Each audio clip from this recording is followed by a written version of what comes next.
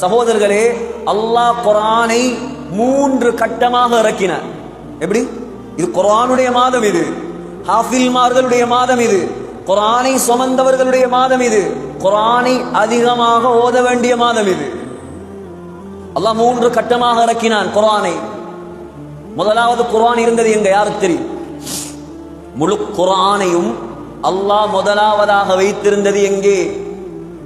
சூரத்துல் வாக்கியாவை பெறட்டுங்கள். இன்னஹு லகுர்ஆனுன் கரீம், நிச்சயமாக அதுதான் குர்ஆன். அல்லாஹ் சொல்றான். எங்கே இருந்தது தெரியுமா?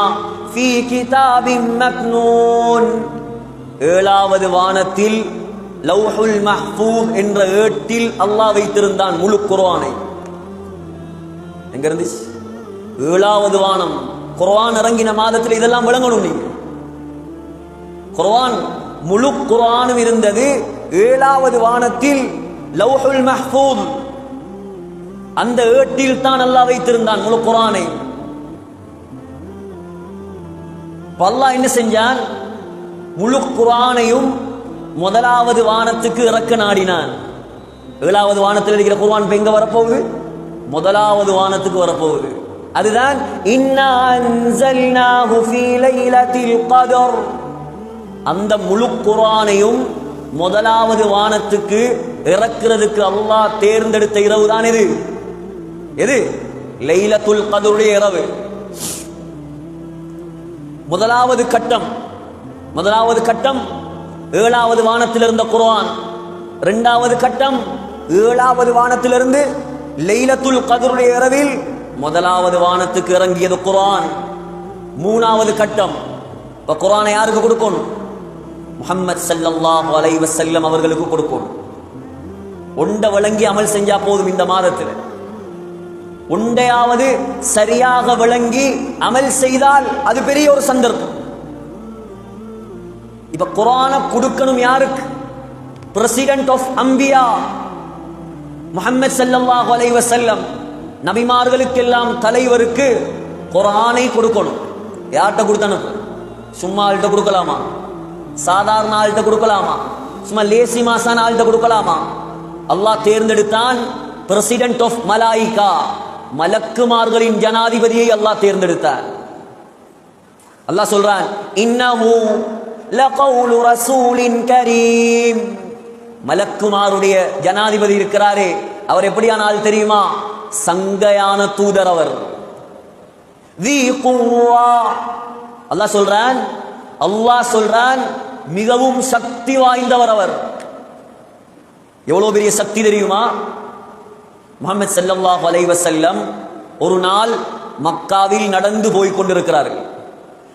மக்கால நடந்து போய் கொண்டிருக்கிறாங்க. ஹரம் இருக்குது. ஹரம் மக்கா காபா பள்ளிவாசல்ல 1ஆம் நம்பர் கேட்டுக்கு பக்கத்தில் ஒரு இடம் இருக்கிற அஜியாத், அந்த இடத்துல பேர். அதால் போய்கொண்டிருக்கக்கூடிய சந்தர்ப்பம், யா முஹம்மத், யா முஹம்மத், முஹம்மதே முஹம்மதே ஸல்லல்லாஹு அலைஹி வஸல்லம். யாரோ கூப்பிடுறான். பார்த்தா யாரையும் காணல. ஸல்லல்லாஹு அலைஹி வஸல்லம் திரும்பி பார்த்தாங்க. ஒரு ஆள் நிற்கிறார். தலை வானத்தில் இருக்குது, கால் பூமியில் இருக்கு. புகாரியுடைய ஹதீஸ். நான் பார்த்தேன் அவரை. ஜிப்ரீல் அலைஹிஸ்ஸலாம் லஹு 600 ஜனாஹ், ஸல்லல்லாஹு அலைஹி வஸல்லம் சொன்னார்கள் 600 ரெக்கைகளை விரித்திருந்தார். எப்படி இருக்கும் சகோதரர்களே? கற்பனைக்கு வருமா? ஹரத்துல போய் நின்று நீங்க யோசிக்கணும். அடே, ஜிப்ரீல் அலைஹிஸ்ஸலாம் இறங்கின இடம் இது. ஸல்லல்லாஹு அலைஹி வஸல்லம் ஜிப்ரீலை கண்ட இடம். சும்மா இல்ல குர்ஆன்.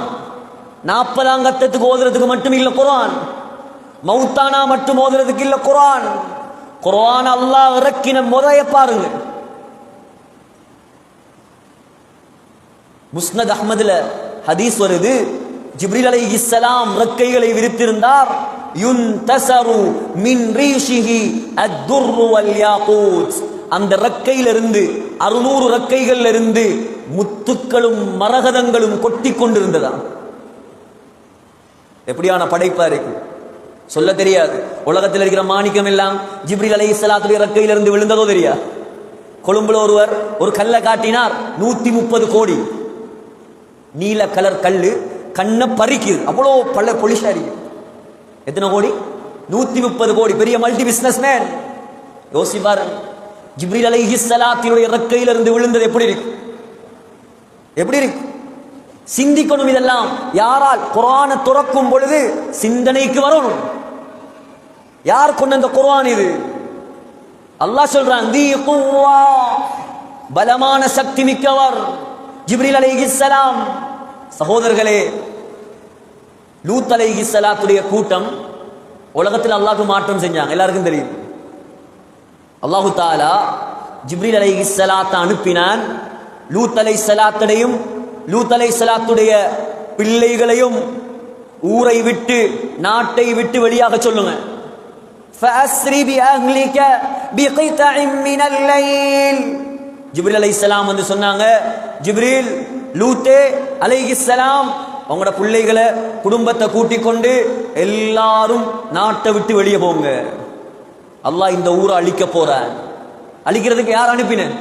ஜிப்ரீல் அலைஹிஸ்ஸலாத்தை அனுப்பி இருக்கிறான். சொன்னார் ஜிப்ரீல் அலைஹிஸ்ஸலாம், கூட வந்த மலக்கும், வலா யல்தஃபித் அஹதுன், யாரும் திரும்பி பார்க்க கூடாது, திரும்பி பார்க்காம பெய்திருங்கடா. லூத் அலைஹிஸ்ஸலாம் அந்த நாட்டிலிருந்து பலஸ்தீனுக்கு போறாங்க. அல்லாஹ் அனுப்பின ஊரது பலஸ்தீன். பலஸ்தீனுக்கு போறாங்க. ஜிப்ரீல் அலைஹிஸ்ஸலாம் என்ன செஞ்சார்?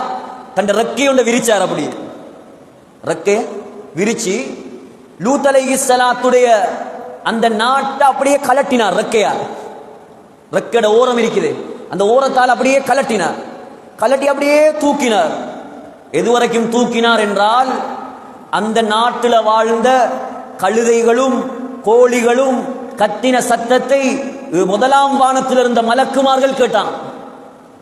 அவ்வளோ தூரத்துக்கு ஒசத்தி அப்படியே பெரட்டி ஒரு அடி அடிச்சார். அதால ஒரு பள்ளம் வந்துச்சு. இப்ப ஜோர்டானுக்கு போய் பார்த்தீங்கன்னா விளங்கும், பெரிய ஒரு சமுத்திரமே உருவாகி இருக்கு. அந்த கடலுக்கு பேர் டெட் சி, மரணக்கடல், பஹ்ருல் மைத். அந்த கடல்ல, அந்த சமுத்திரத்துல ஒரு பூச்சி புழு கூட கிடையாது. ஏன்? அல்லாஹ் சபிச்ச ஊர். யார் அழிச்ச ஊர்? காலால் அடிச்சு பாருங்க, மண்ணில் எவ்வளவு புதையும்.